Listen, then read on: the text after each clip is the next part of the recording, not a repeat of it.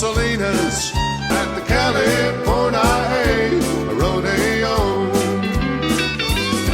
At the California Rodeo. Oh, yeah. Hi, everybody. Welcome to Saddle Up Salinas, the California Rodeo's official podcast. I'm here today with my co-host, Amanda Giannolini, and I'm going to let her introduce our guests because she knows them just a little bit better than I do. Joining us today on the podcast is 10-time NFR barrelman, 3-time PRCA Triple Crown winner, and 7-time Coors Man in the Can, rodeo entertainer, and rodeo clown, the man in the red hat, John Harrison. Hey, thanks for having me on. Of course. And joining you is your beautiful wife, Miss Carla Harrison, who I think is the clown family boss. Yes. The clown. Yeah. Definitely boss of the clown. Someone's got to be. And Amanda's cousin. Okay, yes, cat's out of the bag. We are related. That's my cousins. These are my cousins, I should say. And I'm so excited they're on the podcast today. It makes it way easier to talk to people that, know inside stories. Yeah. Yes. Well, it's awesome to be here, especially with you guys, because not only have you guys been in my life, all of my life, both Amandas, both Mandy and Amanda, but Salinas Rodeo has been a part of my life growing up too. So Salinas Rodeo, sorry. And the rest of the world, we quickly refer to it as Salinas Rodeo, but the Rodeo, I know that is tradition. I've been here for 14 years and I still call it rodeo sometimes. I'm like, oops, sorry, rodeo. Yeah, It's okay. It's all good. We know what you mean. Good. I think so. John and Carla are on today because they're, great entertainers, great family. But John's also going to be the rodeo clown this year at the California Rodeo Salinas 2026. So we thought we'd give it it's going to be a great time. It's been 12 years since we've been to Salinas. Scheduling is tough. I mean, to get out, the West Coast for me is difficult. And so you try to get a run put together and get out there. And so it's going to be a good time. We had the weekend off before. So it's Carla's 50th birthday. So we're going to come spend about 10 days in California, have Carla's birthday out in Parkfield. Yes. And then from there, head right up and park at Salinas, and then overnight it from there to Ogden. So it's a busy time of year for us. So we're blessed to have the week off before to get to spend a little time in California with her family. So it'll be great. I'm so excited. I think the last time you were here, we had cornhole tournaments, and I believe that Cody Webster and I are the undefeated cornhole champions. Undefeated, and have you played since? Undisputed. Yeah. Undisputed. Well, him and I together, no. So the team's So still you're something champions. like the older you get, the more your knees hurt. So games like that now are more interesting for me. And prepare yourself because I'm bringing it this year. I will beat you with some cornhole. Oh, gosh. And I love to go to Salinas because her dad makes some of the best Bloody Marys, and they are usually when we open our trailer door, Uncle Jim's there with Bloody Marys, so that's awesome. Yeah. And then of course there's Benny Blasters. There's a lot of perks that come with Salinas Rodeo. Benny Blasters came up in our first episode that we recorded, and then we thought maybe we should just drink one during every episode, but it is morning. We didn't do that, but one episode we will, for sure.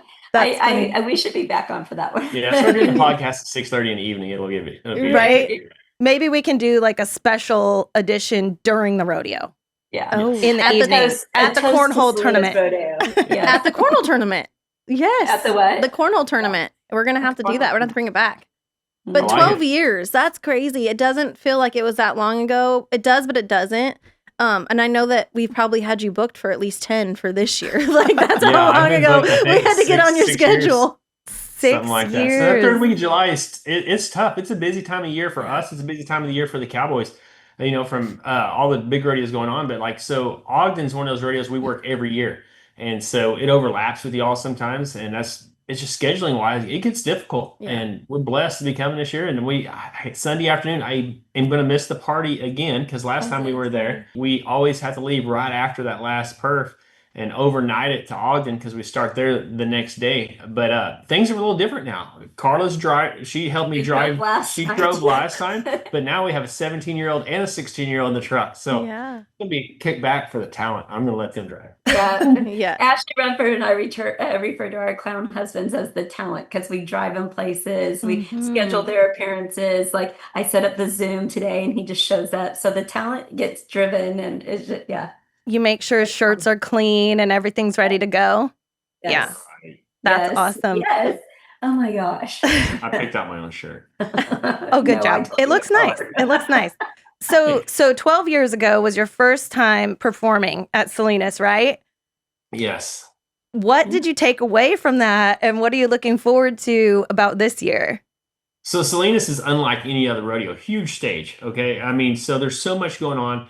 I almost like the whole three-ring circus deal from Barnum and Bailey that made it famous. There's always something to watch. A lot of rodeos, there is dead time, there's slow time, but for some rodeo like Salinas, you have the track, you have the arena. There's something going on all the time, and a fan is truly engaged. So I mean, that's something that I think is great. It is also a lot of work for someone as a clown. It turns into like, where do I go? It's a challenge. You know, you don't want to step over the top of someone. You might be doing something on the track and they're doing something in the arena. So it's just a matter of trying to make it all mesh.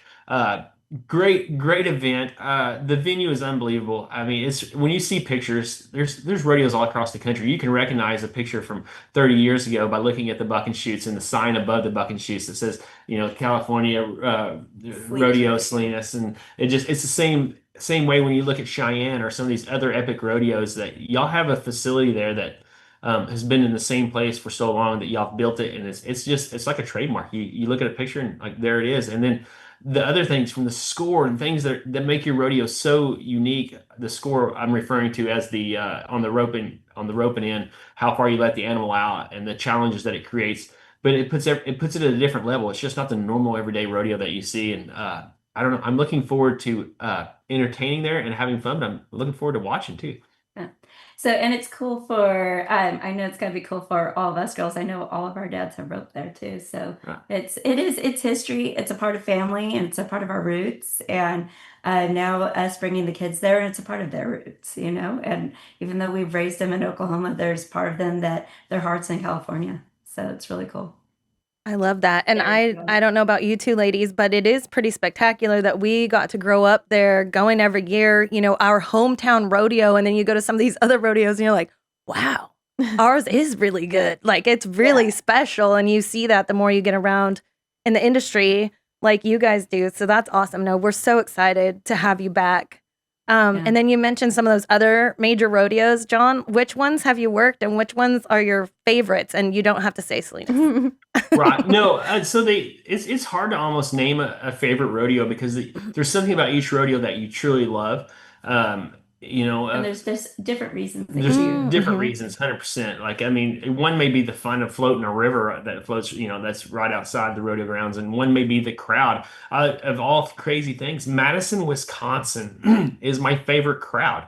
They are the most rambunctious, rowdiest, fun, drinking, I mean, ready to have a good time. And they couldn't tell you what a score, a flank is. They couldn't tell you what a tie down is. They don't have they may not know, but they come to have fun. And for me, that is great. And then you have other rodeos. I mean, like for me, like Ogden. Ogden is just one of them rodeos where they take such good care of you. The hospitality is unbelievable. There's things like that. And then swag. Swag's another thing that people, when you see, and I see Salinas swag. Sweetness is good at swag. Salinas is good at swag. I see swag all the time. When you go to another rodeo and contestants step out of their vehicle and they're wearing a Salinas cap or they're wearing an Ogden cap, you know, and that's a souvenir. That's When you come to our trailer too, and so we have Salinas coasters, we have a Salinas cutting board, we have Salinas. We look like we work for Salinas. I love it. We call seeing that, and I say, "Oh, I saw some merch in the wild." I love seeing merch in the wild. It is pretty cool. So I will admit the swag. You do a great job. Thank you. I'm working on some cool stuff for this year. I can't wait for it to get here and get ready. It's for everybody to see it in the tent and contestant stuff. Like, it's always fun trying to come up with new ideas. And then getting to see it in the wild and like, yeah. Every rodeo is different. I mean, even the after party, sometimes that makes it fun, you know, bands and whatnot that goes on. And sometimes it's a lot of rodeos are more than just a rodeo. You take Houston, for example, and, you know, they have the rodeo and a huge concert afterwards. So it's, you know, the party after the party, if you will. Yeah, I'm jealous. You guys have got to meet some cool people at some of those events, like Winona, Zach Todd. Like, didn't you? Who else? Winona, we don't get no better than Winona. Yeah, I mean, like he's met like Madison Baumgartner. I mean, I don't know how many people, and Aaron Watson. Yeah, Zach Top he's met. There's been what's the one that we rode in the limo with, and you keep bumping into him in Vegas, and he's like, "Call me." I'm like, "Oh my Oh, God." Easton He's like, Foreman. "We're good." But Yeah. what's great is when they're truly rodeo fans. You take someone like Winona, like she's a Bob Tom. I mean, like she knows them. You know what I mean? Like, and so those kind of people that truly know rodeo. You think of Raven McIntyre, for example. She knows rodeo, Yeah. and so those people, I don't know. I have a lot more respect because obviously they're in our industry, even though they're in their own music industry. But they understand our sport, the history, the heritage, and I guess the family side of it, of how tight everybody is. And so yeah, it's pretty cool to see them, and when they're glad to see you and they give you a hug, shake your hand, whatever it is. Yeah, you get to meet some really cool people. That's all. That's gonna be fun for us too, being there with the at Salinas with the bullfighters. Speaking of family, because they're like our rodeo family on the road, and we get to hang out with that crew, real good crew that's there. So it'll be fun. And Amanda, there's a lot of Amandas at Salinas. Amanda Sanders, your rodeo Secretary, yeah. It's fun. Yeah, sometimes the emails on the day sheets get a little crazy because there's 3 Amandas involved, but And we that's make it where work. the day sheets start off Yeah. wrong. Just kidding. Ugh, day sheets. We're going to talk about that with Wayne. Well, yeah. So But it's true, like the bullfighters, and because it's kind of like, and when you guys are there, and most of the clowns, but it'll be like camp at your guys' trailer because everybody just kind of huddles around, and it's like you don't get to see each other. Everybody's going in a million different directions all summer long, right? Rodeoing. And so it's nice when you get to stop and pause in one spot and spend time with each other. I'm so excited you guys are gonna be here for a whole week. Like that hardly happens. I'm excited too. And so I just saw Jeannie and Justin Granger, and they're on your committee there. And anyhow, my sister and brother-in-law and their 2 little girls are going to be camping in the trailer all week with my kids. And they're so excited. You know, it's like, I was like, yeah, game on. I love it. And she's like, are you sure? I'm like, absolutely. Yeah. So it'll be fun for our youngest, Charlie, to have her cousins right there. And yeah, it's just going to be camp. And like I said, your dad, Jim, is usually there, and he's got the porch. He's got the porch handled. He'll take care of it. Yeah. And the whole and But extra stuff. We're those people. We love people coming and hanging out at the trailer. We love to socialize, like to hang out. And the bullfighters are those people. A lot of times they don't have. They show up in a car, or they fly in, so they really don't have anywhere a lot of times to hang out or to get ready. And so that can be our trailer in a lot of places. And then the bullfighters also, you get to be buds with them. I mean, I depend on them, truthfully. In the barrel, you duck down, and I mean they're your lifeline. You depend on them for your sight. They're talking to you, even though I say you depend on their sight. Like you can't see anything when you duck down in the barrel. You're completely dependent upon that bullfighter to help you. I mean, he's talking to you. Hey, the bull's 30 feet out, 2010, and then you get hit. So those guys, you get to be buddies with them, and they truly are the ones that take care of us. So it kind of, I guess, makes you a little bit tighter. And then also, another thing Salinas has that I won't be in the barrel for, but I am going to get a front row seat to, is the bullfights. I mean, very few rodeos now have that. Yeah. And it's it's a crowd favorite still, is freestyle bullfighting. And there's nothing held back there. And the way that y'all do it, the way they put them in the trailer and they turn them loose, shotgun style, It's nobody else. That's it. Yeah. Just y'all. Yeah. We had Andy and Weston on a podcast previously, and they talked a lot about that and how unique it is for a shotgun start, and how that kind of started a lot of events doing that now, like as regular practice, which is cool. Yeah. So much heritage and tradition in the bullfights in Salinas. It was really fun to talk to them about all that. And I learned stuff that I didn't know about bullfights, obviously. Not Right. been around the whole Same. time. Yeah. It was cool. It was really neat. But so going back to, you're going to have 2 extra littles in the trailer, but you guys have traveled as a family rodeoing pretty much forever. Nonstop. Nonstop your whole career. Well, I think that's where we got the clown family moniker. I used to tease amongst our family. Once I married a clown, I had to make light of the situation that I went to a private school and then 4 years of college, and I married a man that wore makeup. So I just started referring to us as the clown family, just to my family. Well, it took off, and then rodeo grabbed a hold of it and just referred to us as the clown family. Clown Baby 1, 2, 3, 4. And so, and we've traveled with them on the road pretty constantly. And in fact, we weren't, especially when they started school, we're like, it's kindergarten. We take them out and all this stuff. But now with this last year, with Kaz turning 16, Addie 18. Well, Addie went on the road with John, and Kaz and I stayed home because Papa's 82. And Kaz stayed home to help him and got to rope a little bit more, and Charlie did gymnastics. But we'll be on the road a lot this summer.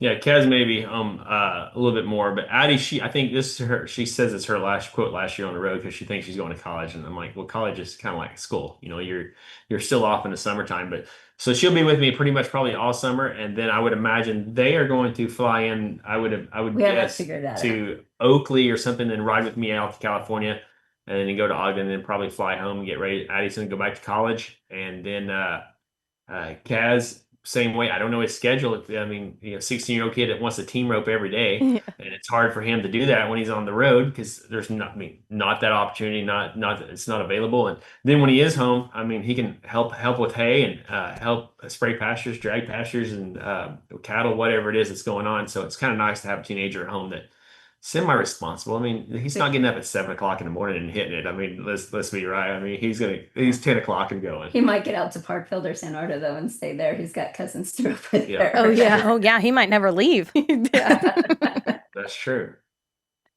So we get him out there. Yeah, we won't get him back up to sleep.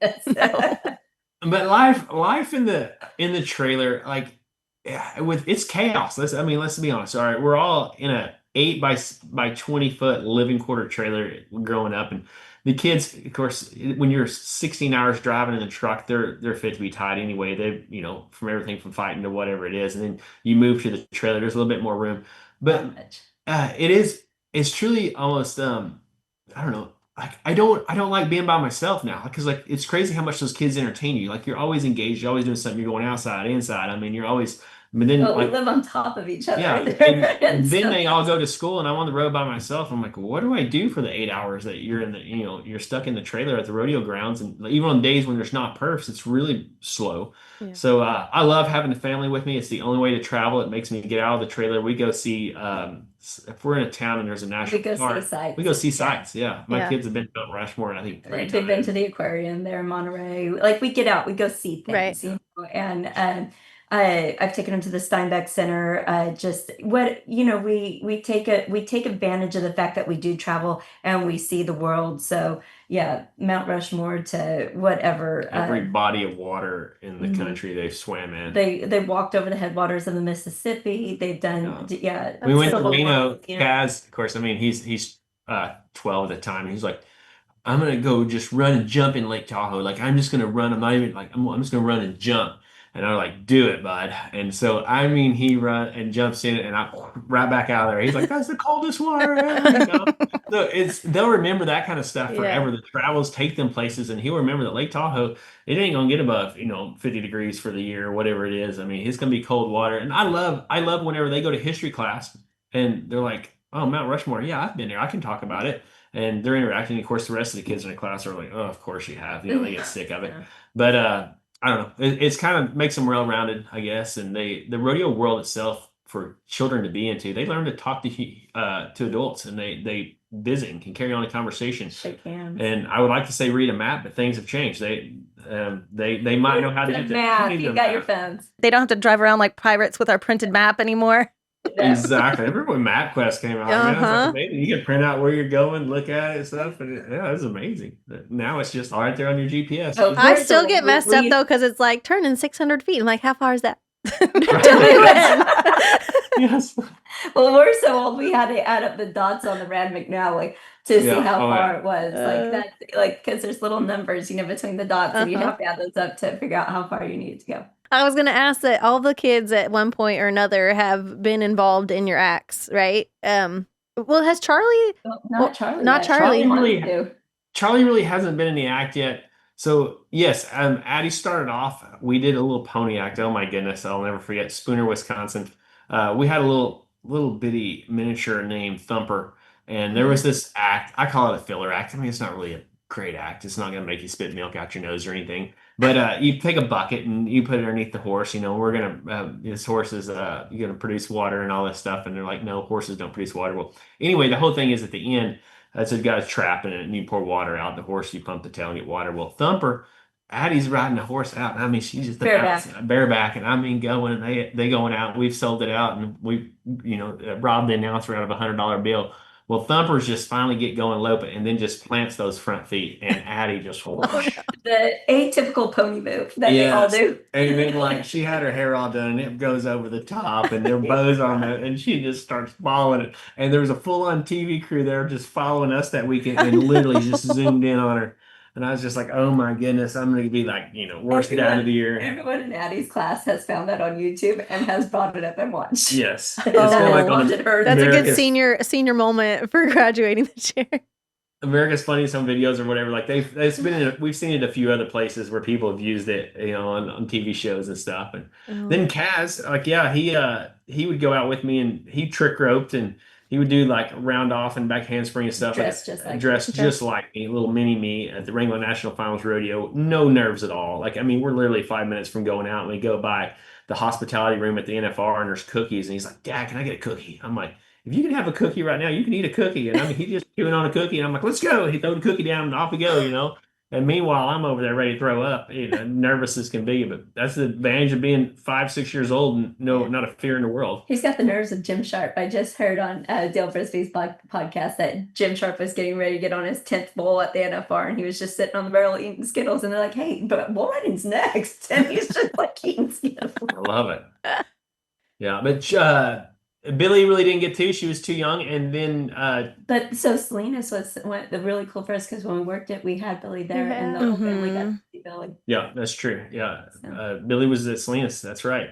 And then Charlie, she's 10 now, and she wants to be in the act. We haven't had a little pony to get her in, and so she doesn't really care about being the little kid in the mutton busting the barrel. So she wants to be in the act. She wants to tumble. She wants to do her gymnastics. So I'm kind of waiting another year or two until it's one of the deals I can pull some random girl out of the crowd and it'll be her and have something staged and use her. So that was my next question, if any of them, which obviously I don't think, like Addie's transitioned into a really cool part of rodeo, beginning to do interviews and stuff, and Kaz is now in team roping world. But maybe Charlie, you might carry on the clown legacy. Maybe I could see her being a trick rider. Does she? Totally. Yeah. Oh, she would be a trick rider. Yeah, she's interested in trick riding. We was talking to her last night about it, and she's like, "Yeah, but then I'm going to miss gymnastic meets." And so right now, her focus is truly gymnastics, and she's working hard on it. And She keeps talking about pole bending though, but Kaz, the horse that she wants to pole bend on is Kaz's heel horse and breakaway and calf roping horse, and he's like, no. And so anyhow, she can get him talked out of it. She might do a little pole bending. So she is quick witted. Kaz is flipping hilarious. Like Kaz will help me with one liners for auctions and stuff. He is so funny. So if anyone had a natural knack, it would be him. Addie is doing media marketing. In fact, she has an internship with a marketing group and is working with Rodeo Utah and doing some things there, and has definitely a cool path. If she chooses to pursue it and go that way, she definitely can. And then, yes, Kaz is roping. He has the capabilities to be funny. We'll see where he takes it. And then Charlie, we'll see what she does. Kaz don't know what he wants to do for a living, so he's always like, worst case scenario, like I could be a banker. I'm like, worst case, that's pretty good. Okay, worst case scenario, I guess I could rodeo clown. I'm like, yeah, she can.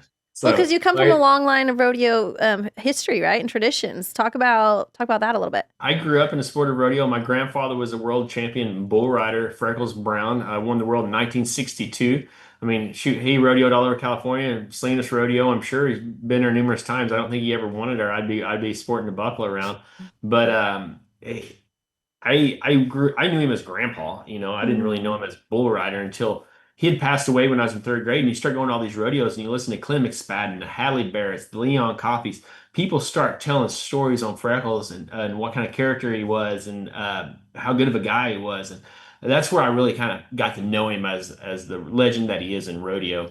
And I tried riding bulls as a kid, or steers. And my mom stuck. I was like, let's heritage. My grandpa was a bull rider. I can do this. And I get on a steer, and my mom put me on something probably a little bigger than what I should have. And I mean, thumped me, knocked the breath out of me. I was like, why in the world would anybody want to ride a bull?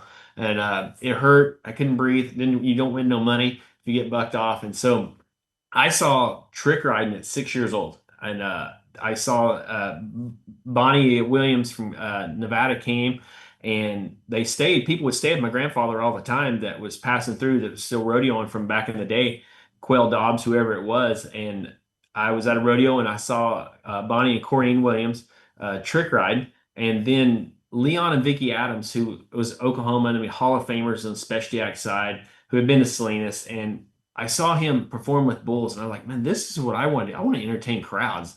And I never thought about clowning. I didn't really want to clown.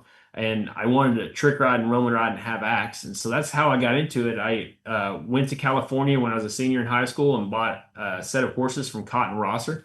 And that's what I did on spring break, drove all the way back home. And I mean, it was 4 or 5 hours a day of standing on top of a Roman team learning the Roman ride. And I loved it. It was fun. I didn't know what I was doing. I'd crash, I'd burn, I'd fall down, I'd get up, we'd try it again. And whenever we was doing a run, we met Carla in 2002 on a World's Toughest Rodeo run. She was doing media and marketing as an internship from Cal Poly for World's Toughest Rodeo, and I was the specialty act. I'm white Wranglers and sequin shirt, and she fell in love. And so Without makeup even, Carla? without makeup, I wasn't even clowning. And so Yeah, he wasn't even clowning. I'd like the world to know when I met him, he was not a clown. And so I was doing this act, and I came up with a comedy act. I came up with a comedy act where, at the time, even I guess rodeo queens are great ambassadors to our sport. They truly are.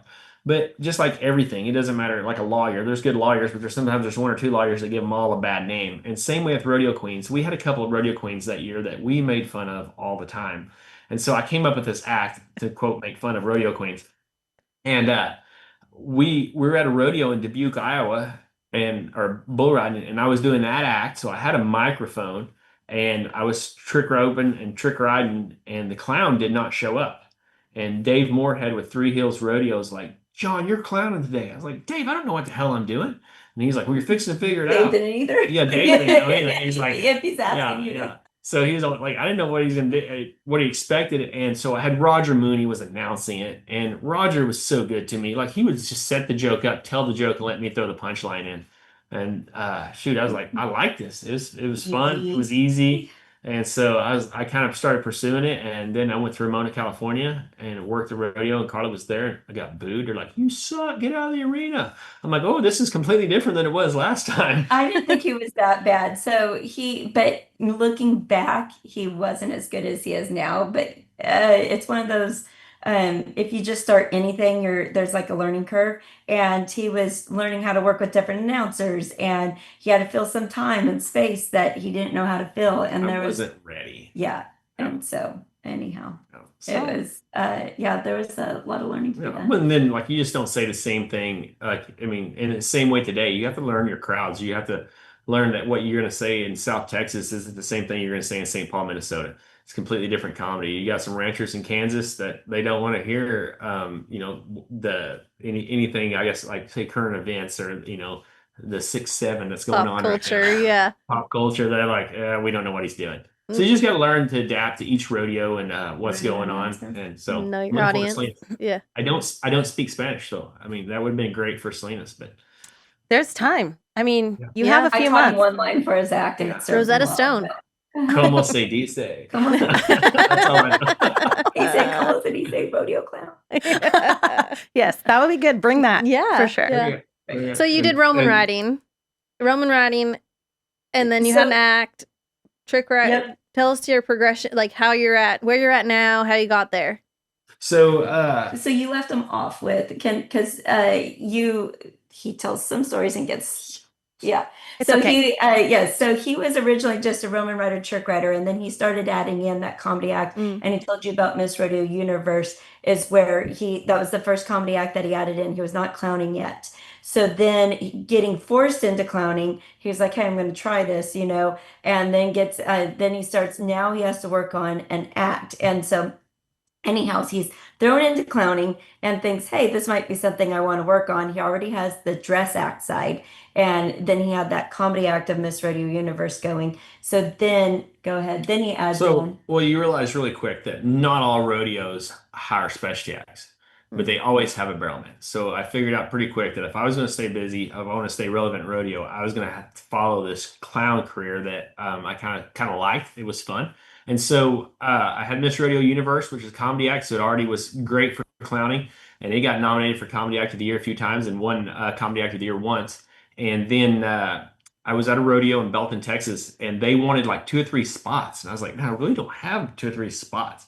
And so at that time, I reached out to Keith Isley. And Keith Isley, if anybody knows Keith, the guy's a freaking legend, Hall of Famer type guy, and needs to be in the Hall of Fame. Classy as can be, multiple times Specialty Act of the Year, Clown of the Year, Act of the Year, Coors Man Can. Anyway, I needed another act. Well, he had this comedy trick riding act that he had retired. His knees got to the point where he didn't need to be vaulting anymore. And I called him as a trick rider. I knew how to trick ride. I never really comedy trick rode. And so the first time I comedy trick rode was in a perf at Belton, Texas. And he's like, yeah, do it. Take that act and run with it. And so I did. And that slung the door open for me. That's what got me nominated multiple times, got me rodeos, and allowed me to truly make a career out of a rodeo clown and a specialty act side. And I think we've won Act of the Year with that 6, 7 times. Yeah. 6, Oh 7. gosh.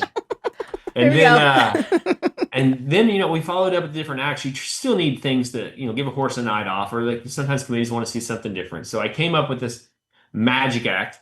And You love the magic act. and Pete Carr, there's some guys out there that love the magic act. They're like, that's my favorite act. It's the most stressful act in the world for me. I get completely stressed out over it because you use. Funny thing though, he tells bullfighters that that's the most stressful thing in the world. I'm like, you are telling men that put their lives in front of other men's lives to save lives with the 2,000-pound animal coming at them, and you're telling them that your magic act is stressful. And he's like, yeah. So I think it was Nathan Harp that was like, yeah, goes up to the fence. He's like, I just want to see what this is all about. He's like, gosh, this is so stressful. And there's like no fireworks. There's no chance of John dying. He was like, what's so stressful? But then, like, when something goes wrong in trick riding, you can get back on your horse, hopefully, if you're not hurt, and you can redeem yourself. You can show off. If you fall off, you get on, you do it again. Something goes wrong in the magic act. It's like, sorry, we're out of here. Like, we're just run out of the arena. Yeah, we're leaving out of the arena. Everybody's like, that sucked. So that one it stressed me out. So it's only gone wrong once, and that's when he got nervous and couldn't find the people that I had assigned him, and he was like, and he picks 2 random people, and they were drunk. It wasn't good. It wasn't good. But anyway, the whole magic act is I come in with this box. We're gonna make somebody disappear. And I have a candle in my hand. I'm dressed like in a drunken state in a tuxedo, and I find this good-looking couple, and we talk about how good-looking she is. And I'm gonna put this guy in this box, and he's gonna disappear. We tie him up, and I pull the cover off the box, and it's just like a jail cell. He's got light shining on him, and he's tied up in the box. And the announcer's like, hey, he's tied in the box. I can see him. And I'm like, so he didn't disappear? And they're like, no. And then there's a picnic basket there, and I grab a bottle of wine glasses, and a rose. And the whole deal is I put the rose in my mouth, and the sound guy hits, hello, darling. And I go steal his wife or his woman, and then he gets drugged around in front of us in the jail and sees us up there together. That is stressful because if you don't find the right couple, you got people wanting to volunteer that you're like, oh gosh, no, this is not going to work. And so it gets stressful for me. But that act, I still do it occasionally. I try not to do it. Carla's there to help me is the only time I do it. And then the last act that I come up with, it's fun to come up with original stuff. Miss Radio Universe was original. It is so difficult to come up with acts. But I had this horse that I was planning on making a trick riding horse. I bought him as a yearling, paid $600 for him.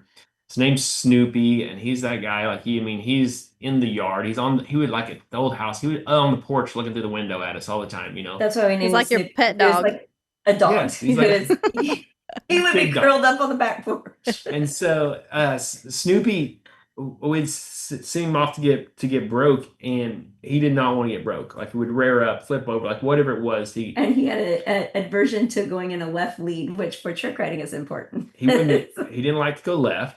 And so anyway, we seen 2 or 3 different people to get rode for 30 days, and they're all like, no, he ain't gonna make it. Like, done with him. They sent him back. Well, I took him on the road. I was like, he's too pretty to not use him. So I was like, I am not gonna let this horse go. And so I took him on the road. We go to Odessa, and I mean, like, trying to get him in the arena was an act of Congress. I mean, not even for the show. I'm talking about like slack, whatever it was. I was gonna run calves out on him, do something. So I hauled him all year, and I finally got where I could ride him. And so then we got where we was gonna try to trick ride on him, and he just was one of them that did not want to be rode. But every time he stopped in the station, like he was picking on the girl next to you, or grabbing at the other horse or pulling on her breast collar. Like he was playing all the time like a daggum dog. And so Carla was like, you know what? He don't need to be a trick riding horse. He needs to be a trick horse. Like I said it so much, I thought my head was going to explode. But I kept putting it off because I still wasn't done trick riding. And Gus was still going and was probably 27 at the time, 26. Gus lasted forever.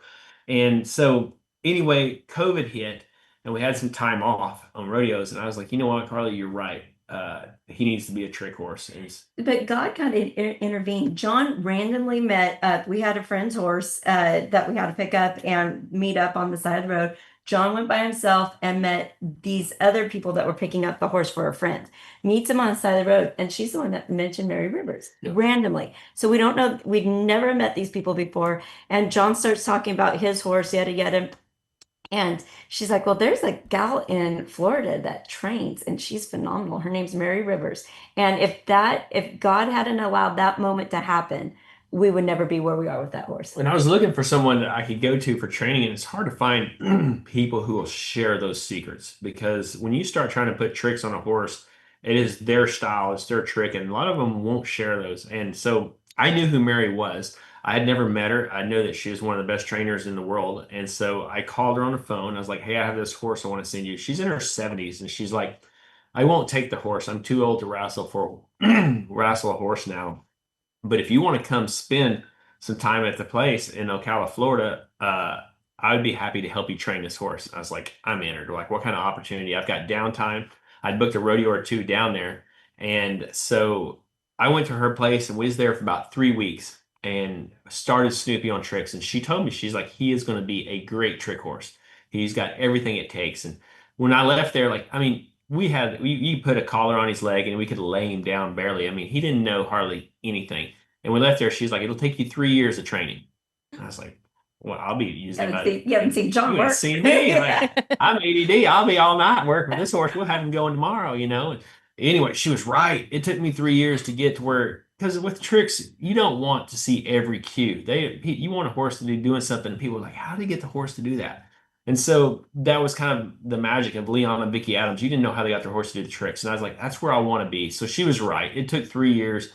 And well, even the summer before we put him on the road, like you worked him in the arena and you're like, I don't know, he's just not going to make it. There's so many times I wanted to quit him. Like, you know, I get so mad at him. I'm like, he's not getting this. This horse is dumb. And then the next day he'd come out and do it. And I'm like, oh my gosh, he figured it out. So that part of it was a true challenge. But now, I mean, he's found his spot. He loves performing. We bill him as a bucking horse. And I can't wait to do this in Salinas, because they're going to let me do it in the arena, which is unheard of, you know. And so we're going to get to perform in the arena, because that's how we bill him, as a bucking horse. And so after the bronc riding is over, Wayne and Will sell out the bronc riding, and we're going to talk about how there's still another horse in the chute. And they're like, well, that's a re-ride horse. You don't want him. He's mean. And I'm like, mean? Like, they have fighting bulls here. He ain't mean. He ain't got no horns. He ain't no bull. And they're like, no, like, this one will kill you. Like, he'll get you. And he's trained to chase me, and he chases me good. He definitely can outrun me. I know that for sure. And he's caught me a few times, and I wad up on the ground, and he trips me. And so I will try to stay out in front of him and stay circling where he can't get me. But I am looking forward to Salinas being able to do this with him, and him come out of the bucking chutes and chase me. And then the whole thing is they'll say something along the lines of, it's like a bear chasing you, lay down, play dead. And so I'm running from him, and I just lay down, play dead, and then he just lays down right beside me. Oh and my then gosh. it's on. I jump on top of him, you know, I got him, I get to keep him, and they bring me a lead to put on him. And then I can't get him to do anything. He won't lead, he won't get up, he won't do anything. And it just turns into all the tricks that he knows. I mean, from the sit down and stuff. And then teaching a horse not to lead when you pull on him is kind of another one of them tricks that my son absolutely hates. None of us really like it. None of them really like it, because if you're looking at him or halfway turned around, he's not going to lead. The only way to get this horse to lead is to turn your back. Sometimes you have to circle. And sometimes you have to circle, but like it's so funny, because people be like they're going to help you lead, take the horse back, and they look at him and they're like, come on. Yeah. He won't. He's like an old mule, you know, it's stuck. I'm so excited to When he see goes this to the act. vet and they try to take him in, they're like, ugh! Yeah, Like, he's get got him. he's got so many buttons on him that like Well- it drives you crazy, because like I taught him to shove me too, which is something that most people, every time a horse nudges you a little, you're like, quit, and you'll stop them. But opposite for him, And when you do turn your back on him to lead him, if you're stopped, he's fixing to shove you. Regan Smith goes in, opens all the slides and runs really fast because he doesn't want to So get in the slide. you teach him these things, you teach tricks to a horse, and then they're trained to do them, and then like you kind of forget about it. You're out riding on the ranch and you're going to go to get a gate, and you turn your back and you're undoing a gate, and then this all of a sudden it shoves you All the time. I mean, right into the gate, and you turn. You're like, you want to be mad, but then you're like, no, I taught him to do that, and you're like, good boy. So you use him. So he's not just your trick horse. Like you use him out at the ranch and work cattle and stuff. Yeah, we use him.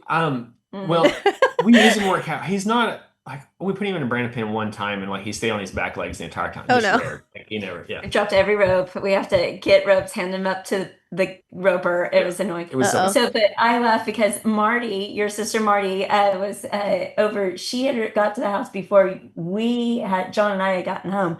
And so the kids were all there. It's a beautiful day. They wanted to go ride. And I was like, hey, Marty, go ahead. If you want to go ride with the kids, go for it. But the only horse that we have left for you is Snoopy. And I was like, so Snoopy, if you touch her, he lays down. If you do this, he rears up. And she was like, oh my gosh, what am I getting into? And so, but she handled it like a champ. She's pretty handy. I'll give her that. Yeah. No, he's your pal. So yeah, it's fun. The hardest trick to put on him was the walking on his back legs. The rare, teaching a horse to rear. It's the last thing you want to teach them because when they get mad, they get nervous, whatever it is, that's what they do is they rear up. And so that's where she was referring to. It'd take you 3 years to build those back muscles up because when a horse rears up, it's all in the back to hold them up. And then to get them to rear is one thing, but then get them to rear and then to start walking forward is a whole different thing. And so Snoopy's one of them. You never know with him. He's got ADD. He might walk 10 feet. He may walk 60 feet. So we'll see what happens. He has such a huge personality. That's all there is to it. Like he's a puppy dog with like he's like a little bit of a beagle. He's a Snoopy. Like he's mischievous. If you're in the arena, like you said, and you've got a hood on, he's not Vic has, but not any of us. But he'll grab your hood and just hold you. He does the funniest things. Like he's taken John's hat off and won't give it back. He just shakes it like, no, you're not getting it back. And like he's so. And there's a lot of things that like he'll do that it's not in the show. I tie him the trick rope of all things. We put a trick rope and tied the eye in it where it wouldn't slide up and down, and I put just a fishing swivel.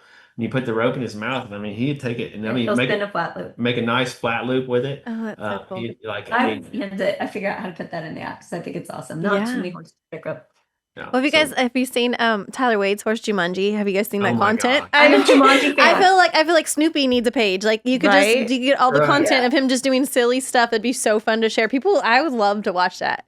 And like Tyler Wade, I have a problem stalking Jumanji. Yeah, I know. Huge talent with it. But I love problem horses. Like I love it. I love Jumanji. Yeah, 100%. And I mean, that's his hangups. And like sometimes you just gotta let a horse have a hangup. You know, that's his problem. And be like, yeah. I love myth. I have hangups. Oh my gosh. Okay, I have a question, and I don't know this answer, but how did you come up with your signature look? The yellow shirt, your red hat. Where'd that come from?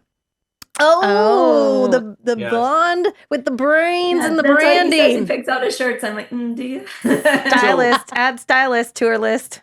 I was one of those guys, like, I knew I was going to be in the stands. I was not one that just sat in the corner. I don't want to just be the guy that sits down there and tells jokes. So I want to interact with the crowd and go in the stands. But with that, the announcer needs to be able to follow you.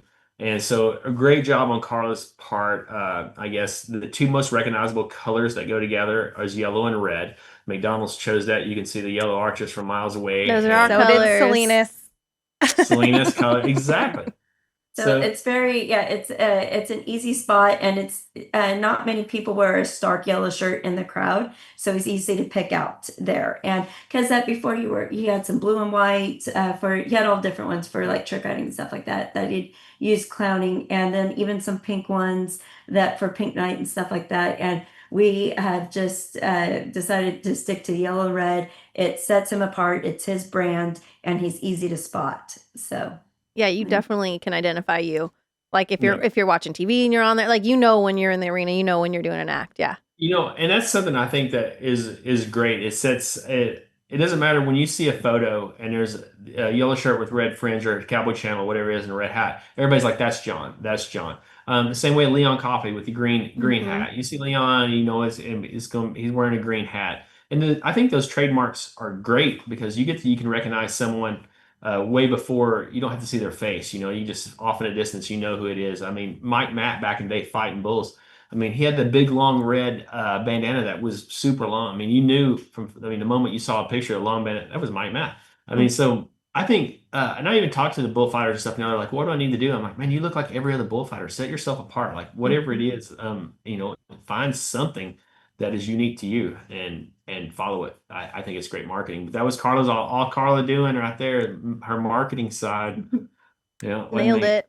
Totally nailed it. But then also, Carla, you mentioned earlier how Kaz helps you with the one-liners for auctioneering. Can you talk a little bit about that? Because you fit all of that into the schedule while you're the Rodeo Clown family boss. Yes. So this year has gotten kind of crazy too. So I just got off the plane last night, came back from Monterey doing an auction. And so yeah, I'm an auctioneer. My father was an auctioneer around Monterey County as well, and let me get up and taught me the business. And I got up and I just loved it. Something that kind of came natural. I've done the young farmers. I talk a lot. Yeah. And then, anyhow, I've done the young farmers auction. I've done Salinas Valley Fair, Monterey County Fair, so many up there. Masterville, El Dorado. Monterey Zoo, Anyway, right? Monterey Zoo. I love going to Monterey Zoo. That feels like family to me. Charlie Samet and the crew. Anyhow, yeah, so I go all around, and this year well, last year, I guess I just made a decision.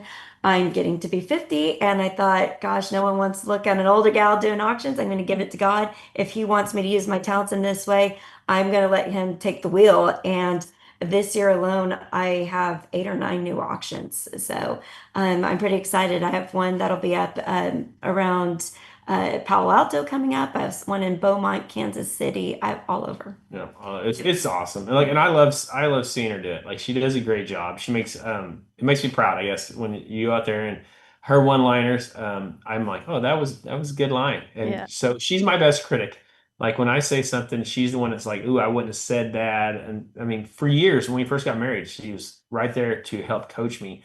And it's difficult to do comedy nowadays, especially in a It's world fantastic. where everybody's offended by what you say. It doesn't matter what you say. Someone's like upset by it, but it has to be quick-witted. It has to be like time-wise. It has to be right behind whatever happens, so it's still relevant. It has to be clean. It has to be funny. And so can I tell your story? So Carla is always telling me like what I did wrong. And she's like, I would have said this. I'm like, well, you've had 30 minutes to think about it. Like, of course that's what I would have said too if I had time to think about it. So I was like, it's just tougher than you think. And so we are in Cody, Wyoming, passing through. Well, Cody, Wyoming is a great rodeo over the 4th of July, been nominated for Large Outdoor Rodeo of the Year. But the rest of the time, they have a nightly rodeo every single night there. Amateur. It's an open rodeo.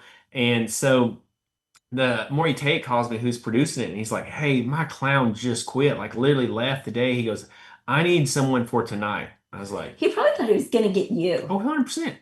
And I was like, I got your person. And I looked right at Carla. I was like, tonight you're clowning. And she's like, no.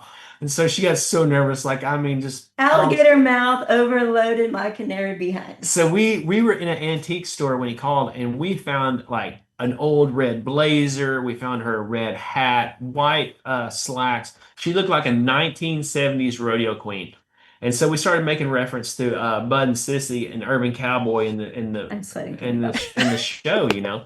Well, Cade Rogge was announcing, and Cade was such a good guy. He was interacting with Carla and stuff before the rodeo started, and they were laughing about, hey, Sissy, and stuff. Anyway, Carla goes in the arena, and she looks up at Cade in the announcer stand and goes, hey, Cade, you going to ride that mechanical cowboy tonight? I was like, ride what? Ride a mechanical. I don't think I'd have said that. And Carla's like so embarrassed. She meant to say mechanical bull. So she said, you going to ride a mechanical cowboy? And Cade's like, no, I'm not going to ride no mechanical cowboy.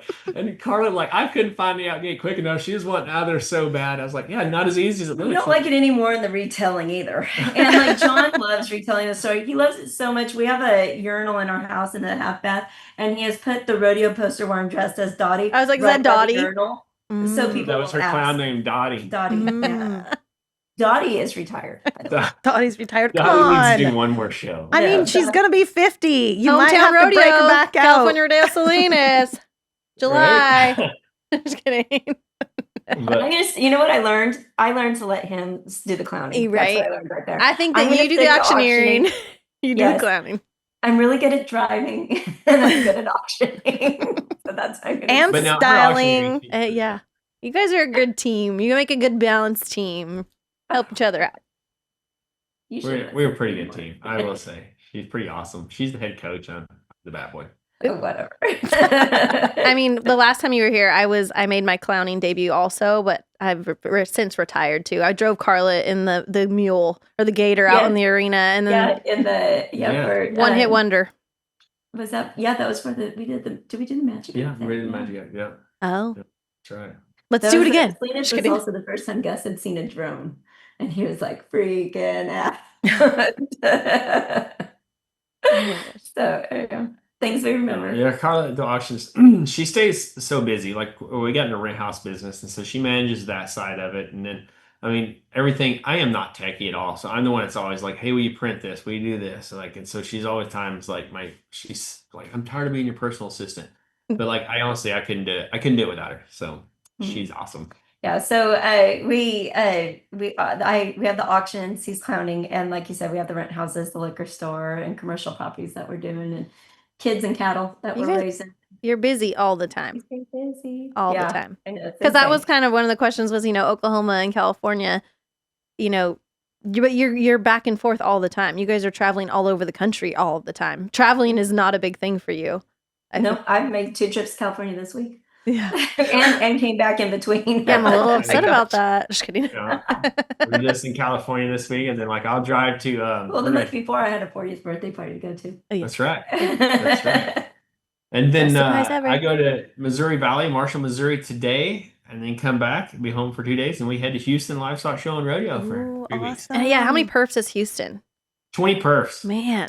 Yeah. So you said you get nervous. Well, you were talking about the NFR opening, like every day, every perf. What's your pregame before you go out there? Do you get nervous? Do you what do you do to get the jitterbugs out? You eat a cookie. You eat a cookie. A cookie, right? Skittles. I could take you through it. Like he is the same every day. It starts at 11:30 when he has lunch, and then we go from there. So Houston's a little different, but like I'm one of the people, I eat a big lunch. After that, I won't eat again the rest of the Mexican day. food. Mexican food, 100%. I am full on addicted. And then it's a wash a horse. I have this whole routine, you got production meeting in there, and then like beforehand you shower stuff. But I get nervous. It doesn't matter if it's a little 2-day rodeo in central Missouri, or if it's Houston or Salinas, a big rodeo. I get nervous. It doesn't matter where it's at and how big a show it is. I am 100% nervous every time. And it drives first perfs. I was just gonna say first perf. First perf is like this guy will be pacing in the trailer, so he'll go through all his process starting at 11:30, and do all the washing, the production meeting, everything. He has a clown nap earlier in the day, so he's fresh. Like he's got the whole thing. And then the closer we get to perf time, the more up and down. And then he might go to the back tack, get something out, and back in, and look at his notes. He's got notes with jokes, notes with openers, and then or he'll text me or be like, okay, so what's it? And then all this stuff is just running through his head a million miles an hour, and 90% of the time I never use any of them. yeah, Yeah. 100%. Yeah, And I you just go know, ahead like, and do you look at him and you're like, okay, I'm not going to say anything. I'm just going to let you do it. She is such a good sport. Like, no, she usually throws me advice, and I'm like, no, that won't work. No. But then, and then I take it for what it is. Sometimes I'm like, great idea. And, yeah, but I'm just one of them. I prep the same way. I mean, it's what I do. I don't know if it's my ADD and I have to do it a certain way. I mean, I put my socks on like with the right sock first, and I mean, like it's the same, like all the way down the Routine. socks. Yeah. Routine. We Yeah, might that's why I could tell you exactly what he does every day. we might have to follow you around in Salinas. Oh, Get a yeah. little behind the scenes Right. clown Get ready with action. me. Your step counter. Yeah, well, once you've seen it once, you know what I do every time. That's true. Yeah. How's it like going from rodeo to rodeo, working with different announcers all the time? So the announcers, gosh, dogs, they're your best friend in the arena, 100%. The announcers can make you or break you. I am blessed at the level of rodeo where I'm at to work with the best and greatest announcers in the world. It's hard for me to find an announcer during the year that I don't like to work with because of the level where I'm at in the PRCA to have the best. I love Will and Wayne too. Yeah, and Will and Wayne. I mean, those guys are amazing. Cool, calm, and collected. You can't stir them up with a hornet's nest falling out from the rafter above them. I mean, like they don't care. They are so amazing, and they're going to take care of you. And Salinas is a three-ring circus. I mean, it's going to be tough. I'll get in where I can with them. We'll have fun, and they're going to come to you where they can. I mean, they got a job to They're do good too. at I mean, it's a full balance. And then you throw a sound guy in it too. I mean, there's four of us there. I say, quote, fighting for airtime. You're not really fighting for airtime, but you're sharing that airtime, and you got to create a balance. But those two guys, they have a job to do. So I mean, they're first, obviously. I mean, they got to inform the crowd who's up, what's going on. So I try to step back. There's times that my ADD kicks in, and they're probably like, "Oh my gosh, I wish John would just shut up." But it happens. Maybe, but Wayne and Will would never say it. They're No, too They're, polite. they're So so good. nice. It's interesting. Like I've stood up there and the clowns doing the act in the grandstands, and they're kind of like, they're watching that, but then they're seeing what's going on in the arena. I don't know how they keep track of all of it all the time. It is. They're It is great. A lot.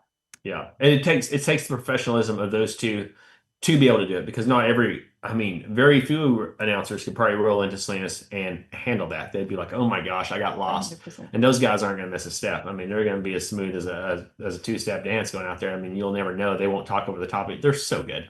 And the announcers, every announcer is different. You have to adapt. I adapt to each announcer differently. So you have to. What I do with Randy Corley is not going to be the same thing I do with Roger Mooney. And so, you would learn it the same way with rodeos. You adapt to the speed, the tempo. And when you're at a rodeo, say Salinas or Ogden or something where it is just full of the NFRs, the best, you kind of take a back seat. You slow down just a little bit. And you get to a rodeo that maybe isn't on the Cowboy Channel, and it's just local circuit guys and then it's press the gas pedal and roll. Yeah. Yeah, the bigger the rodeos, and the more top cowboys, they have a list of accolades that they need to read off, and so the clown's job is to know when the Tyler Wade is up, and they need to announce, all that, and so he has to know, and he'll like at the production meeting, he'll look at his day sheet and he'll put little dots by guys that he knows is going to take a little extra time to talk Yeah. about, so he knows to back up. And there's times that they get out of order, or I get out of order. I mean, I try to give those guys the time with me, but we all screw up. I mean, you're there on the entertainment level, and sometimes you get carried away. But I mean, I'll go get splits in the bulldog, and then people are like, "Why you need the splits? You're not loading cattle, you're not announcing them." But like, I don't want to the be breaks. talking over the top of, someone, a Big Will Loomis, when he's fixing to ride in and got a great story, And so you try to get those splits to be as professional as you can, and back out and talk, or tell your joke, whatever it is. In between maybe a circuit person that nobody really knows, and the announcer even appreciates that, because they may not have the material that they need to fill the time in between. So that's just part of your job. I mean, There's a lot of work that goes into being fun. But that's why Like, you're at the top of you- it. You're at the top of the game. I mean, you're like I announced at the beginning, 10-time NFR barrelman, and you get there. How do you get to be the barrelman at the NFR? Let's talk about that first, and then we'll go down the list of the other Yeah. awards you've won. Well, you don't have to be funny. No, you don't get a microphone. Yeah, you don't even get a Lots of microphone ways. there. I'm gonna start. Yeah. What was that hashtag? Mic up the clown, or what we started.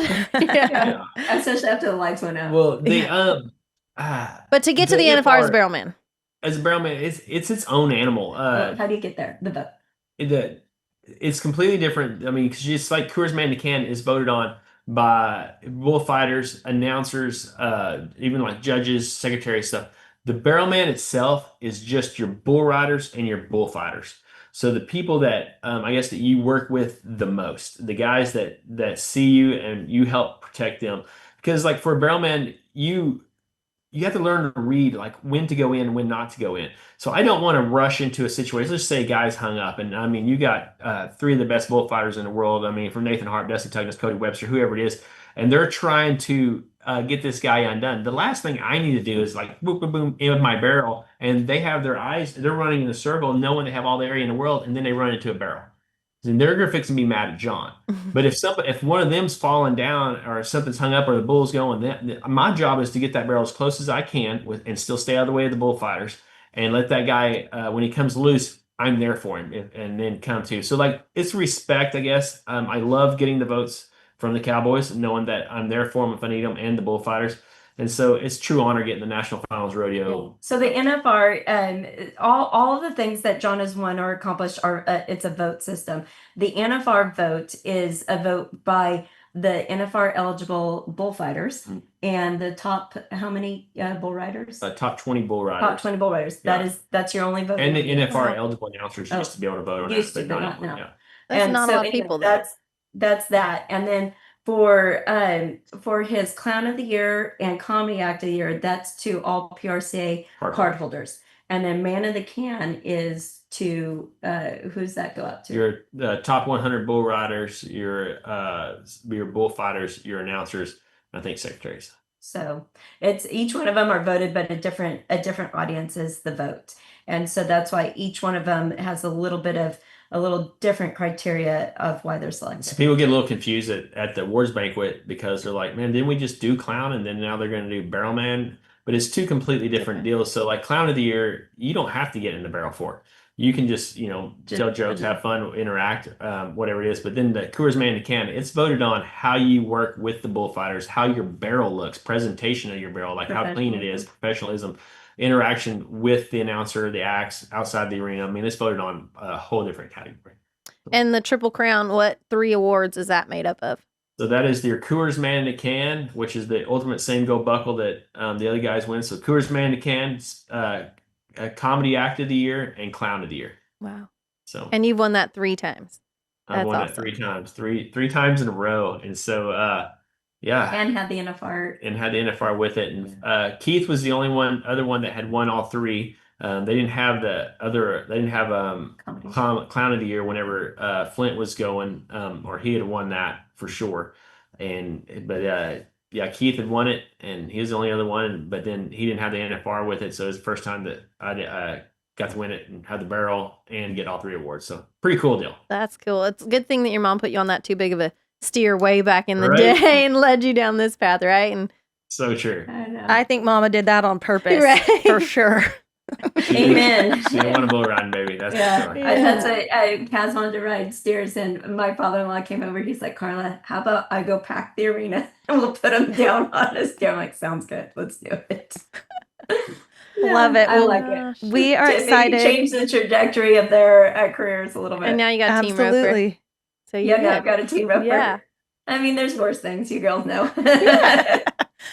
Absolutely. And I thought I was going to marry, coming from a team roping family, I thought I was going to marry someone that ranched or maybe, did something in agriculture with produce and roped on the weekends. And then I got this guy that wears all the makeup. But bonus, he still does ranch, check those Yeah. boxes too. He just added a couple extra at the And bottom I of the team list. rope a little bit. I try to rope for Kaz. Yeah. So like last night I did not do very good. But Last night Yeah. I was driving home. I roped like 5 out of 15 or something for him, and he was like, "This is terrible." I'm like, "Hey, I don't want to hear it. Like, I see you miss for your healer all the time." So like, Yeah.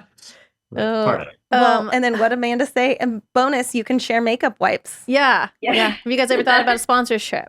Just kidding. Yeah, right. And eyeliner, we fight. Well, No, I don't Oh. like your eyeliner. yeah, well, He yells at me all the time about, he's like, where's my eyeliner? I'm like, I don't like your eyeliner. I don't use the same eyeliner.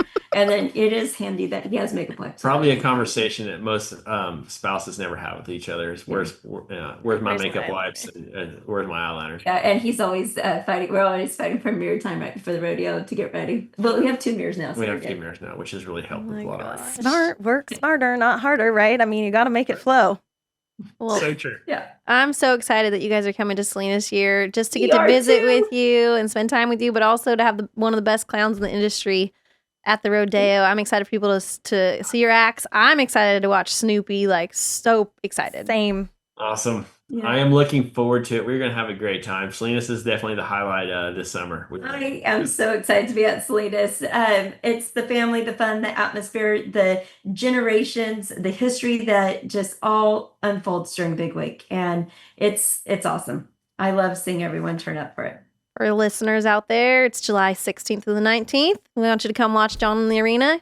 Come check out everything that Salinas at the California Rodeo has to offer: Western heritage, tradition, rodeo, fun, entertainment, all of it. So Yeah, and something I want to say too for the local listeners there in California, if you can bring your kid to the rodeo, like when I was a kid, we'd go behind stage, go meet some of these guys, go. We're the We're most approachable accessible. people in in the world when it comes to sports. These cowboys, they will sign your kids' day sheets. They will sign your kids' program. Come see me. I will get you a picture. Get a picture with us. I mean, make an experience for your kid at the rodeo that they'll remember forever. It's a family environment for sure. Yeah. I would I'm agree writing with that down. Set up photo op with John. Got it. Yep. We're adding to your list while you're here. Like it. Well, gosh, thank you thank very you. much for taking the time to do this. I know you got places to be, or you just got back, Carla. So, you guys I take got care. that. Yeah. I feel like we could talk for hours. I know. But we'll do another one while you guys are here at the rodeo. So that'll be Awesome. fun. Benny Blasters. Bloody Yes. Marys. Bloody Mary, Okay. come on. Take care, you All guys. right, Thank bye, you. guys. Thank you so much. Thank y'all. We'll see you in July. See you soon. Bye. See ya.